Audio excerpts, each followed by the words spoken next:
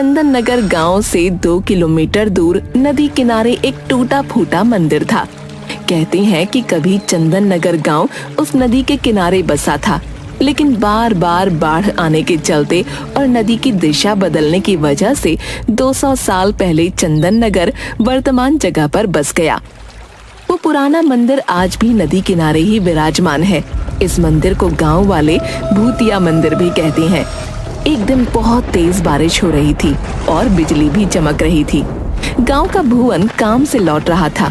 उसके कुछ ही दूरी पर गांव का नाई कनुआ कहीं से वापस लौट रहा था।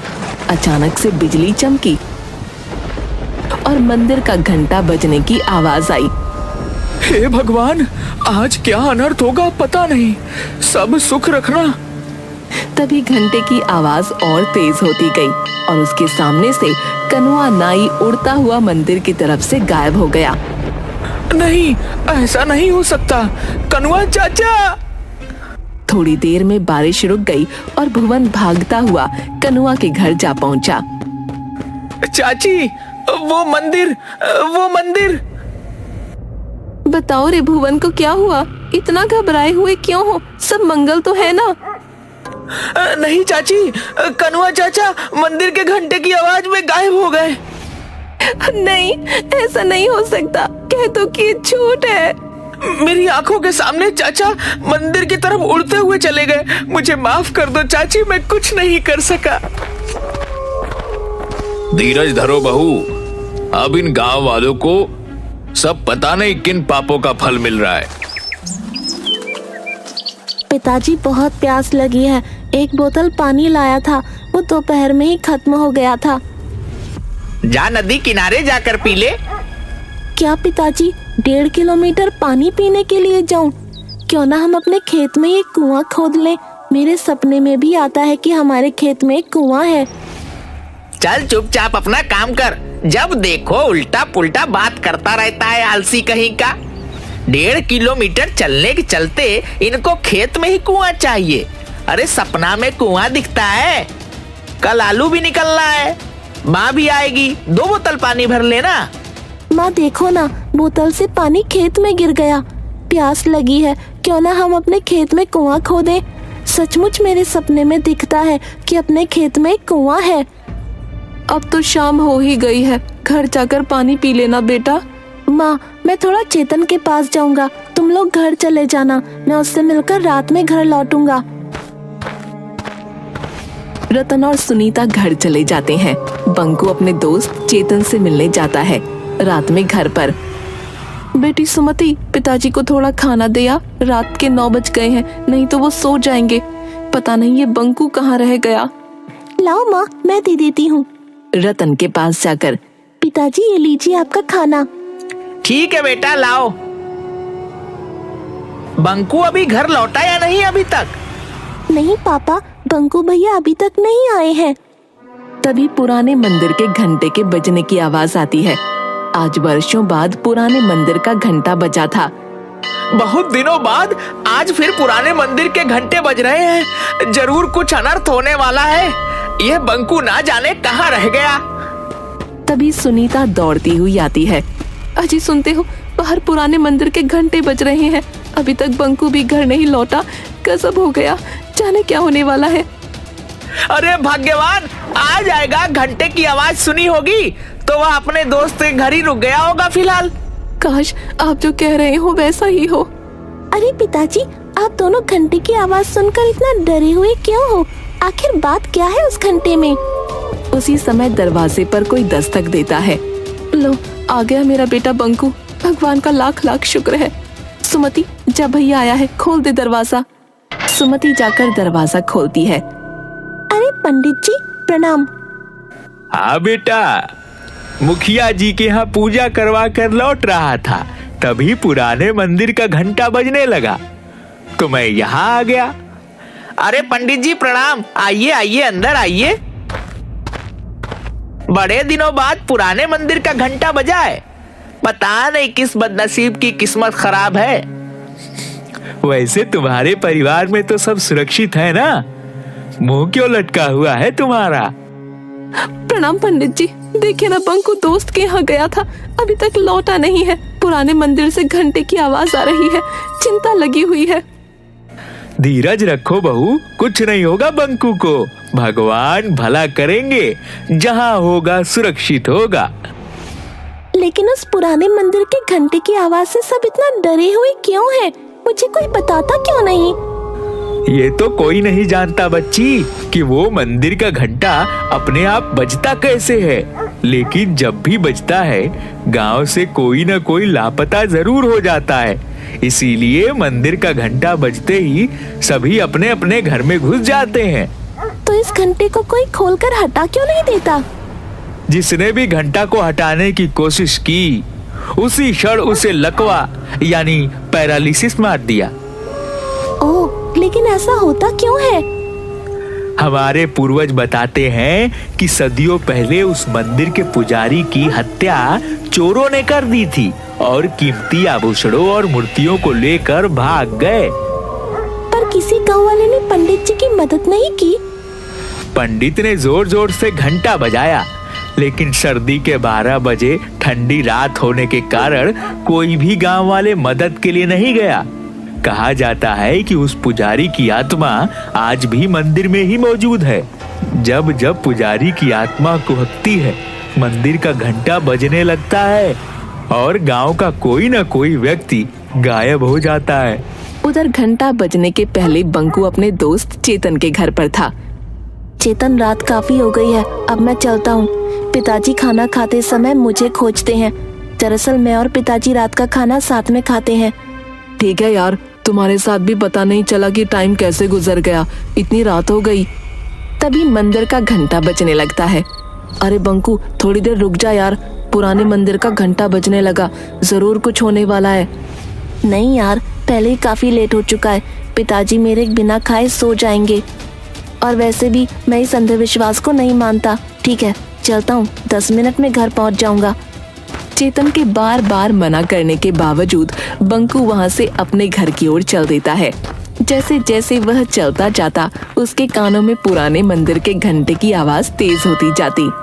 घंटे की आवाज अब उसके कानों में इतनी तेज हो गई कि वो दोनों हाथों से कानों को ढक लेता है।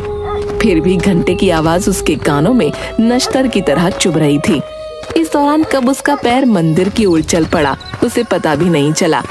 एकाएक वो देखता है कि वो मंदिर के पास खड़ा है और घंटा लगातार बजे जा रहा है। वो कुछ समझ पाता इससे पहले ही घंटा चुंबक की तरह उसे खींच लेता है और घंटे के अंदर बंकू ऐसे समा जाता है जैसे घंटा कोई ब्लैक होल हो। इसके साथ ही घंटे की आवाज आनी बंद हो जाती है। इधर रतन के घर। चलो, घंटे की आवाज तो बंद हुई, भगवान करे कहीं कोई हादसा ना हुआ हो।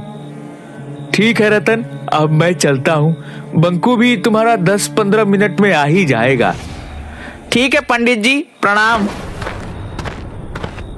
सुनो जी, टॉर्च लेकर चेतन के यहाँ जाकर देखाओ। घंटे की आवाज तो बंद हुए आधा घंटा हो गया, बंकू अभी तक घर नहीं लौटा। तुम ठीक कह रही हो सुनीता, मैं अभी जाकर चेतन के घर बंकू को देख कर आता हूँ। सुमति, जरा टॉर्च तो लाना। रतन पूरा रास्ता टॉर्च से बंकू को खोजते हुए चेतन के घर पहुंचा। वो दरवाजा खटखटाता है। अरे अंकल, आप, बंकू तो यहाँ से आधा घंटा पहले ही चला गया, जब घंटा बज रहा था। अभी तक घर नहीं पहुँचा क्या? नहीं बेटा, अभी तक तो बंकू घर नहीं पहुँचा, लेकिन जब पुरानी मंदिर का घंटा बज रहा था तब उसे जाने क्यों दिए? अंकल, मैं बार बार उसे मना कर रहा था कि अभी मत जा, लेकिन वो बोला कि मैं अंधविश्वास में नहीं मानता। मेरे पिताजी मेरे बगैर खाना नहीं खाते और वो उसी समय चला गया। चेतन और रतन दोनों मिलकर बंकू को बहुत ढूंढते हैं, लेकिन बंकू कहीं नहीं मिलता। रतन के घर पर हाहाकार मच जाता है। जैसे तैसे रात गुजरती है। सुबह होते ही रतन के घर पर लोगों की भीड़ उमड़ पड़ती है। रतन भाई, मुझे अभी अभी पता चला कि घंटे की आवाज जो रात में हुई थी उसके बाद से तुम्हारा बंकू गायब है। मुझे इस बात का बहुत अफसोस है, लेकिन इसमें हम लोग कर भी क्या सकते हैं। सरपंच साहब, बंकू मेरा इकलौता बेटा था। वह पूजा पाठ अंधविश्वास को नहीं मानता था। कितनी बार उसे समझाया, लेकिन वह नहीं माना। आज उसी का फल हम लोग भोग रहे हैं। नियति के आगे हम सब लोग बेबस हैं। मैं जानता हूँ कि तुम्हारे ऊपर क्या बीत रहा है। हम लोग तो सिर्फ सांत्वना ही दे सकते हैं। हाँ, बेटा तो चला गया, अब तो सिर्फ सांत्वना ही हमारे हिस्से बचा है। अभी कल ही वह कह रहा था कि पिताजी एक कुआं खेत में खुदवा दीजिए। मेरे सपने में आता है कि अपने खेत में एक कुआं है। 2-3 दिन बाद गांव में एक दुष्ट पंडित बाबा चूरन दास आते हैं। उसे पता चलता है कि रतन के घर से उसका इकलौता बेटा बंकू गायब हो गया है। इसी बात का वो फायदा उठाने की सोचता है और रतन के घर पर पहुंचता है। अलख निरंजन, कोई घर पर है बच्चा? बच्चा तो नहीं रहा। लीजिए महाराज, ये 1 किलो चावल स्वीकार कीजिए। नहीं माता, मैं भिक्षा मांगने नहीं आया। मुझे मालूम है कि तुम्हारा बच्चा पिछले दिनों गायब हो गया है। कोई बात नहीं, हम उसे वापस लाएंगे। महाराज की जय हो। कोई भी उपाय करे महाराज, कैसे भी मेरा बच्चा मुझसे मिलवा दे। नारायण नारायण, तुम्हारा बच्चा तुम्हें जरूर मिलेगा माता। बस थोड़ा सा दान पुण्य करना होगा। घर में जितना भी सोना है उसका त्याग करना होगा। महाराज, सोने जैसे बेटे के सामने ये नकली सोना किस काम का। मैं अभी आपको घर में रखा सारा सोना जेवर लाकर देती हूँ। सुनीता घर में रखा सारा सोने का गहना लाकर बाबा चूरन दास को दे देती है।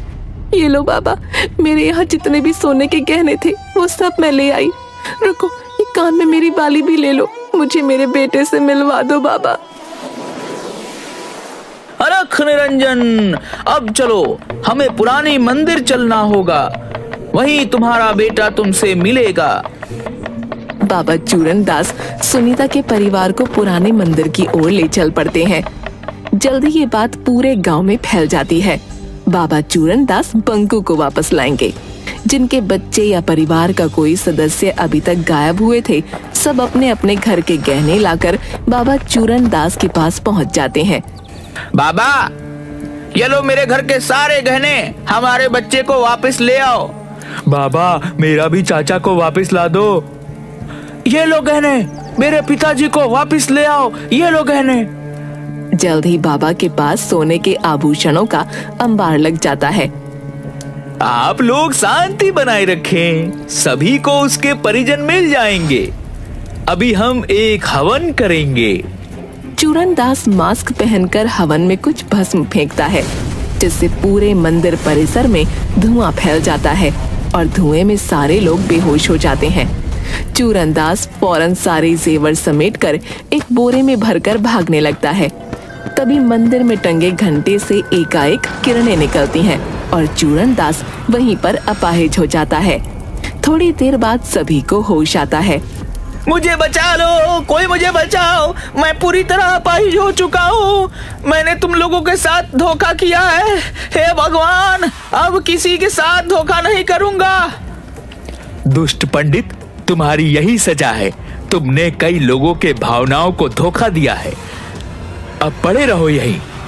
उधर सुनीता ने रात में कहा था कि उसके बेटे की आखिरी इच्छा खेत में कुआं खुदवाने की थी, इसलिए रतन बंकू को याद कर खेत में कुआं खोद रहा होता है। तभी उसे जमीन के अंदर से कुछ मूर्तियां और आभूषण मिलते हैं। वो इसकी खबर सरपंच और पंडित ज्ञानचंद को देता है।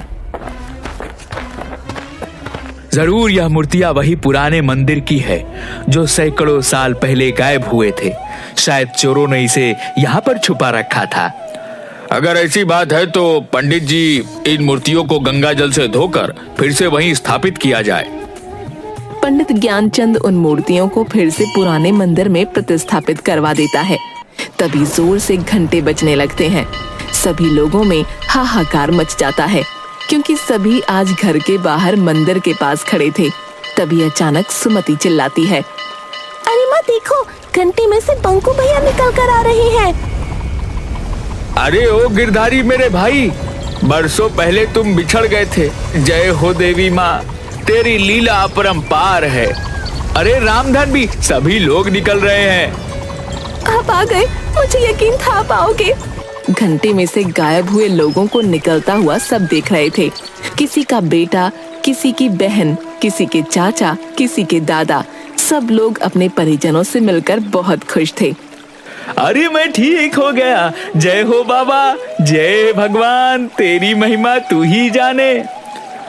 चूरन दास, भगवान ने तुझे नया जन्म दिया है, इसीलिए इस जन्म में तुम अच्छे कर्म करो।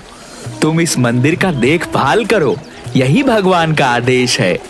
मैं जीवन भर इसी चौखट पर पड़ा रहूंगा, मुझे मोक्ष यही मिलेगा। शायद आज इस मंदिर के पुजारी की आत्मा को शांति मिला होगा। मंदिर में भगवान फिर से स्थापित हो चुके हैं।